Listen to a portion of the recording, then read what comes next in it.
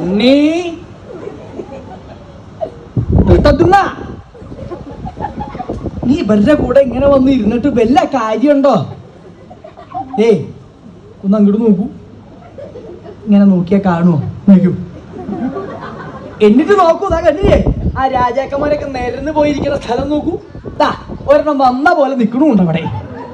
എവിടെയാ ഇരിക്കണ്ടേന്ന് പോലും അറിയില്ല. അവിടെ ഒരു കാര്യം ചെയ്യൂ, അവിടെ പോയിട്ട് രാജാക്കന്മാരോട് അവിടെ അല്ല ഇവിടെ മുമ്പിലേക്ക് എഴുന്നള്ളിരിക്കണം എന്ന് പോയി പറയൂ. പൊക്കോളൂ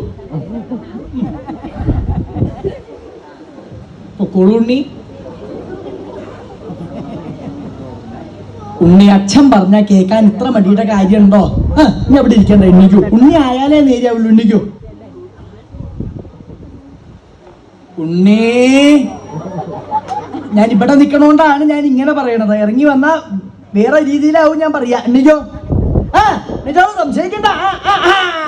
പൊക്കോളൂ. എവിടെ ഇരിക്കണ്ട. പൊക്കോളൂ പൊക്കോളൂ. ഉണ്ണി ആയാലേ നേരെയാവുള്ളൂ. പൊക്കോളൂ. നീ എവിടെ ഇരിക്കണ്ട.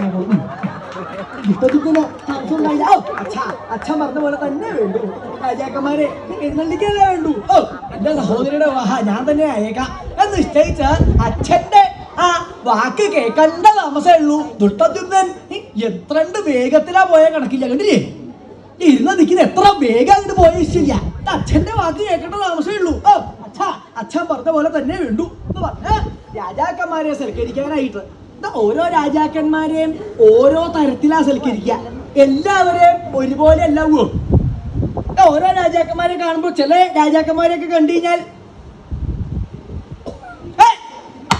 ഇതെന്താ അവിടെ ഇങ്ങനെ പോയിരിക്കണത്? ഇവിടെ ഇവിടെ ഇങ്ങോട്ട് വരാം, ഇങ്ങോട്ട് വരാം, ഇങ്ങോട്ട് മുമ്പിലേക്ക് വരാം, വരാം വരാം.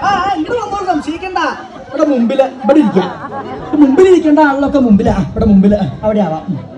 കണ്ട് ഞാൻ രാജാക്കന്മാരെ കണ്ട് എഴുന്നള്ളിച്ച് മുമ്പിലേക്ക് കൊണ്ടുവന്ന് ഇരുത്തേണ്ട ആളുണ്ട്. എങ്ങനെയുണ്ട് ചില രാജാക്കന്മാര്? എന്നാൽ എല്ലാവരും എഴുന്നള്ളിക്കണോ? അതിന്റെ ആവശ്യമില്ല. ചില രാജാക്കന്മാരെ കണ്ടു കഴിയുമ്പോ വന്നൂലേ, നന്നായി. ഏതായാലും ആ കണ്ട സ്ഥലത്ത് വെച്ചൊന്ന് ബഹുമാനിച്ചാൽ മതി, അത്രേ വേണ്ടു.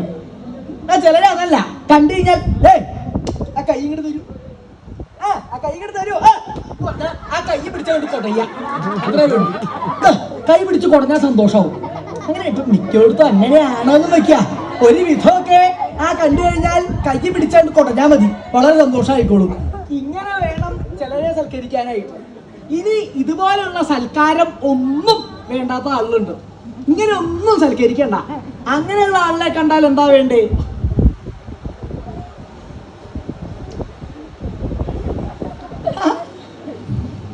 ഇത്രേ ഉള്ളൂ. ഒന്ന് ചിരിക്കുക. കാണുമ്പോ ഒന്ന് മുഖത്ത് നോക്കി ചിരിച്ചാൽ സന്തോഷമായിക്കോളും. ഇങ്ങനെ പല തരത്തിലാണ് പലരെയും സൽക്കരിക്കുക. അതിന് കഴിവ് വേണം. ഇവിടെ മഹാത്മാവായിട്ടുള്ള ആളാണ് ദുഷ്ടദ്യുമ്നനെ. വന്ന രാജാക്കന്മാരിൽ ആർക്ക് എന്ത് കഴിവുണ്ടെന്ന് വ്യക്തമായിട്ട് അറിയണ ആളാ. അതുകൊണ്ട് തന്നെയാണ് ദുഷ്ടദ്യുമ്നനെ പറഞ്ഞയക്കുകയുണ്ടായത്. ദുഷ്ടദ്യുമ്നൻ ഓരോരോ രാജാക്കന്മാരെ കാണുമ്പോ ആരാ നിൽക്കണത്? ചേതി രാജാവ് ശിശുപാലൻ. ഇങ്ങോട്ട് വരാം, ഇങ്ങോട്ട് വരാം. ശിശുപാലൻ ഇവിടെ മുമ്പിൽ, ഇവിടെ മുമ്പിലിരിക്കാം. അങ്ങൊക്കെ മുമ്പിലിരിക്കേണ്ട ആളല്ലേ, ഇങ്ങോട്ട് വരൂ. ചേതി രാജാവ് ശിശുപാലൻ. ശിശുപാലന്റെ എഴുന്നള്ളത്തായിട്ടുണ്ട്. ആരാ പോണത്? മഗധരാജാവ് ജരാസന്ധൻ. നല്ല പ്രായണ്ട ജരാസന്ധന്. അവിടെ അല്ല, ഇവിടെ മുമ്പിൽ ഇങ്ങോട്ട് വരൂ. ഇങ്ങോട്ട് എഴുന്നള്ളാം, ഇങ്ങോട്ട് എഴുന്നള്ളാം, ഇങ്ങോട്ട് എഴുന്നള്ളാം എന്ന് പറഞ്ഞ മഹാരാജാവ് ജരാസന്ധൻ. ജരാസന്ധുവായിട്ടുണ്ട്. ആരാത്? കലിംഗ മഹാരാജാവ്. അങ്ങ് എന്തിനാ ഇങ്ങനെ പുറത്തു പോയിരിക്കേണ്ട വല്ല കാര്യമുണ്ടോ? അങ്ങേക്ക് ഇവിടെ മുമ്പില് ഇതൊക്കെ അങ്ങേക്ക് നിശ്ചയിച്ചിട്ടുള്ള സിംഹാസന. ഇങ്ങോട്ട് വരാം, ഇങ്ങോട്ട് വരാം, ഇങ്ങോട്ട് വരാം, ഇങ്ങോട്ട് പോകുന്നുള്ളൂ. കലിംഗ മഹാരാജാവ് അദ്ദേഹമായിട്ടുണ്ട്. ആരാ പോണത്? ശല്യര്. മഹാരാജാവ് ശല്യര്. ഇങ്ങോട്ട് വരാം, വരാം. ശല്യര്. കർണദുര്യോധനന്മാര്. ഒരുവിധം എല്ലാ രാജാക്കന്മാരെയും അശേഷാൻ നൃപതിൻ മഞ്ജേഷു യഥാർഹം സംവേശിതവാൻ. അശേഷന്മാരായ നൃപതിമാരെയും യഥാവിധമാകും വണ്ണം മഞ്ചങ്ങളിൽ സംവേശിതവാനായി ഭംഗിയായിട്ട് വന്ന രാജാക്കന്മാരെല്ലാവരെയും അവരവർക്ക് ഏത് സിംഹാസനാണോ നിശ്ചയിക്കേണ്ടായത് ആ സിംഹാസനത്തില് അവിടെ സൽക്കരിച്ചിരുത്തി കഴിഞ്ഞുല്ലോ. ആ സമയത്ത് രാജാക്കന്മാരുടെ ഒരു അവസ്ഥ എങ്ങനെയായിരുന്നു എന്നാണെങ്കിൽ പഞ്ചേഷു വേഷന്മാരായിട്ടാണ് അവര്. എന്ന് പറഞ്ഞാൽ എന്താ? പഞ്ചേഷുവിന്റെ വേഷം പോലെയുള്ള വേഷമാണ് എന്ന്. ഇപ്പൊ പഞ്ചേഷു എന്ന് പറഞ്ഞാൽ ആരാ? അങ്ങനെയൊക്കെ അറിയാണ്ടിരിക്കാൻ വഴിയില്ല. പഞ്ചേഷു എന്ന് പറഞ്ഞാലേ, പഞ്ചേഷു എന്ന് പറഞ്ഞാൽ 5 ശരം. ഇഷു എന്ന് പറഞ്ഞാൽ ശരം. പഞ്ചേഷു എന്ന് പറഞ്ഞാൽ 5 ശരമുള്ള ആള്. ആര്? കാമദേവൻ. കാമദേവനെ പോലെയാണോ രാജാക്കന്മാര് വന്നത്? അങ്ങനെയാ വന്നത്. ആദ്യമായിട്ടാണല്ലോ കേൾക്കണത്. കാമദേവനെ പോലെ വന്നു, അല്ലെങ്കിൽ കാമദേവൻ ഇന്ന ദിക്കിൽ വന്നു എന്ന് ആരെങ്കിലും പറഞ്ഞ് കേൾക്കുവോ? ആളെ അനവധി കുടുംബ എന്താണ് ആള് കുറെ കൂടിയുണ്ടല്ലോ. ഇവിടെ കാമദേവൻ ഇപ്പൊ വരും, അദ്ദേഹത്തിനെ കാണാൻ വേണ്ടി ഇരിക്കുക. ആരെങ്കിലും പറയോ കാമദേവനെ കാണാനായിട്ട് ഇരിക്കണു? അല്ലെങ്കിൽ വേറെ പരിചയമുള്ള ഒരാളെ കാണുമ്പോ എവിടെയായിരുന്നു, എവിടെ പോയിട്ട് വരിക? എവിടെ കാമദേവൻ വന്നിട്ടുണ്ടായിരുന്നു, ഒന്ന് കണ്ടിട്ട് വരണ വഴിയാ. കാമദേവനെ കണ്ടിട്ട് വരണ വഴിയാലേ. ആരെങ്കിലും പറയോ കാമദേവനെ കണ്ടിട്ട് വരിക? ഇന്ന ഒരാളും പതിവില്ലാത്ത കാര്യ. അല്ലെങ്കിൽ അത് വയ്ക്കണ്ടാക്കിയ ഒരാളെ കാണുമ്പോ ഇത്രയും പ്രായമായില്ലേ, കാമദേവനെ കണ്ടിട്ടുണ്ടോ? എങ്ങനെയാ? ഇതൊക്കെ അവനവൻ ആദ്യം കാണണം, എന്നിട്ട് കാണിക്കാൻ പുറപ്പെടുക. തുടങ്ങിയപ്പോ പിടിച്ചോണ്ടിരിക്കണതാ. ഇതൊക്കെ അവനവൻ കണ്ടിട്ട് വേണം ബാക്കിയുള്ള ആളെ കാണിപ്പിക്കാനായിട്ട്. മാറ്റോ അത് ഇണ്ടിക്കോ, കാമദേവനെ കണ്ടിട്ട് വരാം. ഞാൻ കണ്ടിട്ടില്ല, അതുകൊണ്ട് തന്നെയാ പറഞ്ഞത്. ഇങ്ങ് വരികയാണ്. ആർക്കൊക്കെ കാമദേവനെ കാണാൻ എന്റെ കൂടെ പുറപ്പെട്ടുള്ളൂ എന്ന് പറഞ്ഞ ആളിനൊക്കെ കൂടെ കാമദേവനെ കാണാനായിട്ട്. എവിടെ ഇത്ര നേരം ഉണ്ടായില്ലോ അവിടെ? എങ്കിടാ പോയാവോ? കുറച്ചു നേരം മുമ്പ് ഞാൻ കണ്ടതാ, കാണാനുമില്ല. പോയിട്ടില്ല. ദാ ഇരിക്കണു കാമദേവൻ. കാണാത്ത ആളിലൊക്കെ കണ്ടോളൂ. ഇരിക്കണ ആളാ കാമദേവൻ എന്ന് പറഞ്ഞ ആരെങ്കിലും കാണിച്ചു കൊടുക്കുവോ? ഇന്ന ആളാണ് കാമദേവൻ. അവിടെ വന്ന ഈ കാമദേവനെ പോലെ വന്നു എന്ന് പറഞ്ഞാൽ എന്താ? അത്രണ്ട് സുന്ദരന്മാരായിട്ട് വന്നു എന്നതാ. സ്വതേ പുരുഷന്മാരിൽ വെച്ച് ഏറ്റവും സുന്ദരനായിട്ടുള്ള ആള് കാമദേവനാന്ന് എല്ലാവരും പറയും. ലോകസമ്മതാണ് സൗന്ദര്യമുള്ള പുരുഷന്മാരെ കാണുമ്പോഴേ. കേട്ടോ, നിക്കാണ് ആളെ നോക്കുക, എന്ത് സുന്ദരനാ അവനെ കാണാനായിട്ട്. അവനൊരു പച്ച കാമദേവനാ ആള് പറയും. പച്ച കാമദേവൻ എന്ന് പറഞ്ഞാൽ ഈ ഇരിക്കണം തുടങ്ങിയ കാമദേവൻ, അത് പച്ച കാമദേവൻ. അല്ലാതെ നീ കാമദേവനെ പോലെ വന്നു എന്ന് പറഞ്ഞാൽ രാജാക്കന്മാരിവിടെ എങ്ങനെയൊക്കെ വേഷം കെട്ടാമോ അതുപോലെയൊക്കെ വേഷം കെട്ടി അതിസുന്ദരന്മാരായിട്ട് ഓരോരുത്തരും വന്നു. ആ രാജാക്കന്മാരെ എല്ലാവരെയും ഭംഗിയായിട്ട് സൽക്കരിച്ചിരുത്തലും കഴിഞ്ഞുല്ലോ. അത്രയായിട്ട് കഴിഞ്ഞപ്പോഴേക്കും ഈ പാഞ്ചാലിയുടെ സഖിമാര്, പാഞ്ചാലിക്ക് വേണ്ടതിൽ ഒരുക്കങ്ങളുണ്ട് ഇല്ലേ? സ്ത്രീകൾക്ക് എത്രയായാലും മതിയാവാത്ത കാര്യം അത്. ഒരുങ്ങി തീര എന്നുള്ളതില്ല അവർക്ക്. ഒരു നേരം ഭക്ഷണം ഇല്ല എന്ന് പറഞ്ഞാലും അവർക്ക് വിഷമം ഉണ്ടാവില്ല. ഒരുങ്ങാൻ പറ്റില്ല എന്ന് പറഞ്ഞാലാണ് സംശയം ചോദിച്ചു നോക്കിക്കോളൂ. ഈ പ്രായമായിട്ടേ ഉള്ളൂ ഇതിനൊക്കെ. എത്ര നേരം ഒരുങ്ങലുണ്ടായി ചോദിക്കുക, എത്രയായാലും മതിയാവില്ല. വിവാഹത്തിന്റെ അന്ന് വധുവിന്റെ കാര്യം പറയുകയും കൂടെ വേണ്ട. പല പ്രയോഗങ്ങളും ഉണ്ട്. ഇപ്പോ ചില വെച്ച് കെട്ടേണ്ടതൊക്കെ വെച്ച് കെട്ടല്, ഏച്ച് കെട്ടേണ്ടത് ഏച്ച് കെട്ടുക, ചില ചുരുണ്ടിരിക്കണതാണെങ്കിൽ നിവർത്തുക, നിവർത്തതാണെങ്കിൽ ചുരുട്ടല്. പല പ്രയോഗങ്ങളും ഉണ്ട്. തുടങ്ങിയാൽ തീരില്ല. ചിലപ്പോ കന്യകയെ കണ്ട മഹാപരിങ്ങലായിരിക്കും. വിവാഹം ചെയ്യാൻ പോണ വധുവിനെ കണ്ടു കഴിഞ്ഞാലേ വല്ലാത്തൊരു രൂപമായിരിക്കും. എന്നാലും വേണ്ടില്ല, ഈ വെച്ച് കെട്ടലും ഏച്ച് കെട്ടലും ഒക്കെ കഴിഞ്ഞ മണ്ഡപത്തിൽ വെച്ച് കാണുമ്പോ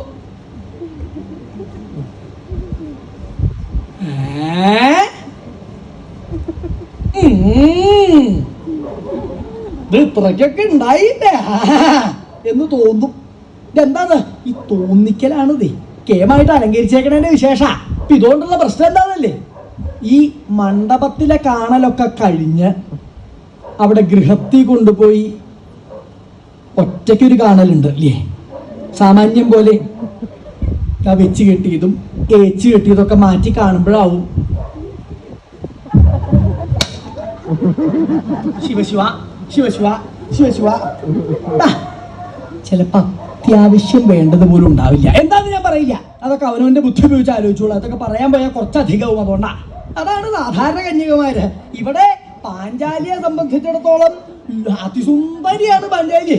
അലങ്കാരം കഴിഞ്ഞപ്പോ ഇനി സൗന്ദര്യം ഇതിലധികം വർദ്ധിക്കാനില്ല. അങ്ങനെ ആയിണ്ടല്ലോ.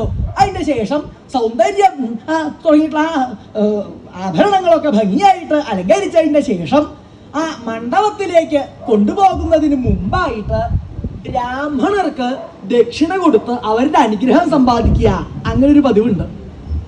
ബ്രാഹ്മണരുടെ അനുഗ്രഹം മേടിക്കാനായിട്ട് ഇന്നത്തെ കാലത്ത് അതൊന്നും കാണാൻ തന്നെ ഇല്ല. എന്താണ് സാമാന്യം പോലെ ബ്രാഹ്മണരെ കാണണ്ടേ, എന്നാലേ അനുഗ്രഹം മേടിക്കാനായിട്ട് പറ്റുള്ളൂ. എന്നാൽ ഈ ബ്രാഹ്മണരുടെ അനുഗ്രഹം കിട്ടാനായിട്ട് വലിയ ബുദ്ധിമുട്ടൊന്നും ഇല്ല എന്നാ പറയാ. എന്താണല്ലേ, ബ്രാഹ്മണർക്ക് കിട്ടുന്ന ദക്ഷിണയുടെ കട്ടി അനുസരിച്ചിട്ടാണ് അവരുടെ അനുഗ്രഹത്തിന്റെ ശക്തി കൂടുക എന്നാ പറയാ. ഞാൻ വെറുതെ പറയണതല്ല, വേണേ ചോദിച്ചു പോയിക്കോളൂ, ചിരിക്കണ്ട അവിടെ ഇരുന്ന്. ഇന്ന് ചോദിച്ചു നോക്കൂ, അടുത്ത് തന്നെ ഉണ്ടല്ലോ അദ്ദേഹം. അവർക്ക് ദക്ഷിണ കിട്ടിയാൽ അവർ ആദ്യം കയ്യിലേക്കാ നോക്കുക. എന്തായി നോക്കണത്, എത്ര ഉണ്ടെന്നാ നോക്കണതേ.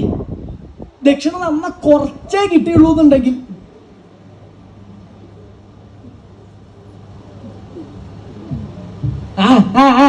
ഇത്രേ ഉള്ളൂ, അവർക്ക് ഒരു കൈ കൊണ്ടേ അവർ അനുഗ്രഹിക്കുള്ളൂ. അല്ല അത്യാവശ്യം ഉണ്ടെങ്കിൽ 2 കൈ കൊണ്ട് അനുഗ്രഹിക്കും അവര്. ഇനി ദക്ഷിണ ധാരാളം ഉണ്ടെങ്കിൽ ഒട്ടും കുറയ്ക്കില്ല, കൈകൊണ്ടും കാലോണ്ടും ഒക്കെ ഉണ്ടാവും ബ്രാഹ്മണർക്ക്. ഇങ്ങനെയാണ് ബ്രാഹ്മണരുടെ അനുഗ്രഹത്തിന്റെ കഥ പറയുക തന്നെ. ഇവിടെ രാജപുത്രിയുടെ വിവാഹമായോണ്ട് എന്തൊക്കെയാ അങ്ങോട്ട് ദക്ഷിണയായിട്ട് കിട്ടണ ഇഷ്ടമില്ല, അതൊക്കെ മേടിച്ച് സന്തോഷിച്ച് ഭംഗിയായിട്ട് ആ പാഞ്ചാലിയുടെ ശിരസിൽ കൈവച്ച് അനുഗ്രഹമൊക്കെ കഴിച്ചു. അത് കഴിഞ്ഞ് പാഞ്ചാലിയുടെ മുഖം ഒരു മൂടുപടം കൊണ്ട് മറിച്ച് അവിടെ മണ്ഡപത്തില് അവിടെ കൊണ്ട് നിർത്തിയല്ലോ. അത് കഴിഞ്ഞപ്പോ ധൃഷ്ടദ്യുമ്നൻ തന്നെയാണ് വിവാഹ നിശ്ചയത്തിനെ കുറിച്ച് പറയാൻ. ഇവിടെ രാജാക്കന്മാര്, നിങ്ങളില് ആർക്കാണോ പാഞ്ചാലിയെ വിവാഹം ചെയ്യാൻ ആഗ്രഹമുള്ളത് അതിലൊരാൾ ആദ്യം ഇവിടെ വരിക. ഇവിടെ വന്ന് ഈ വില്ലെടുത്ത് ഞാനുകൂട്ടി കെട്ടി 5 ശരങ്ങൾ ഉപയോഗിച്ച് ഈ മുകളിൽ കറങ്ങുന്ന ലാക്ക് ആരാണോ ശരം പ്രയോഗിച്ച് ഛേദിക്കണത് അവർക്ക് ഞാൻ എൻ്റെ അതിസുന്ദരി സഹോദരിയെ വിവാഹം ചെയ്ത് തന്നേക്കാം എന്ന് എല്ലാവരും കേൾക്കാൻ പാകത്തിന് വിളിച്ചു പറഞ്ഞുല്ലോ. അതങ്ങനെ കേട്ട സമയത്ത് രാജാക്കന്മാരിൽ ചിലര്, എല്ലാവരും ഇല്ല, ചില രാജാക്കന്മാര് അവര് കഴിവില്ലാത്ത ആളാ, പ്രത്യേകിച്ച് ഒരു ഗുണവുമില്ല. പാഞ്ചാലിയെ കിട്ടിയാൽ കൊള്ളാമെന്ന് നല്ല ആഗ്രഹമുണ്ട്. അവർക്കത് കേട്ടപ്പോ മനസ്സിലായി, അയ്യോ കിട്ടുന്നത് തോന്നണില്ല, വില്ലെടുക്കണം, ശരം പ്രയോഗിക്കണം, ഇതൊക്കെ തങ്ങളെ കൊണ്ട് കൂട്ടിയാൽ കൂടുക. എന്താ വേണ്ടേ, പാഞ്ചാലി അങ്ങോട്ട് കിട്ടിയാൽ കൊള്ളാമെന്ന് നല്ല മോഹം ഉണ്ടേനും. ഒരു കാര്യം ചെയ്യാം, പാഞ്ചാലിക്ക് എന്തെങ്കിലും ചില കുറവുകൾ ഉണ്ടെന്ന് തട്ടി അങ്ങോട്ട് വിട്ടു കഴിഞ്ഞാൽ ഈ ആളിലൊക്കെ എണ്ണീറ്റ് പൊക്കോളും. വലിയ താമസമൊന്നുമില്ല, കുറെ എണ്ണങ്ങളിലൊക്കെ എണ്ണീറ്റ് പോകാറായിട്ടുണ്ട്, ആ സമയമായിട്ടുണ്ട്. ഞാൻ വലിയ പടിയൊന്നും എടുക്കേണ്ട വരില്ല. അങ്ങനെ തന്നെ ആവാം നിശ്ചയിച്ച് അവിടെ നിന്ന് പാഞ്ചാലിക്ക് പല കുറവുകളുണ്ട്, അപവാദം ഓരോന്ന് പറഞ്ഞു തുടങ്ങി. രാജാക്കന്മാരെയൊക്കെ അടുക്ക വിളിച്ച്, അതേ ഈ പാഞ്ചാലിയുടെ മുഖം ഇങ്ങനെ മൂടിയേക്കണത് എന്തിനാ? പാഞ്ചാലി കാണാൻ കൊള്ളില്ല, അല്ലെങ്കിൽ ഇങ്ങനെ മൂടി നിർത്തേണ്ട വല്ല കാര്യമുണ്ടോ? സാമാന്യം പോലെ കാണാൻ കൊള്ളാവുന്നതാണെങ്കിൽ ആ മുഖത്തെ മൂടുപടം അങ്ങോട്ട് മാറ്റിക്കൂടെ? ഞാൻ ഈ പാഞ്ചാലിയെ കുറിച്ചൊക്കെ ചിലത് കേട്ടിട്ടുണ്ട്. അയ്യോ, താനെന്താ കേട്ടത്? ഇതൊന്നുമല്ല, ഈ പാഞ്ചാലിക്ക്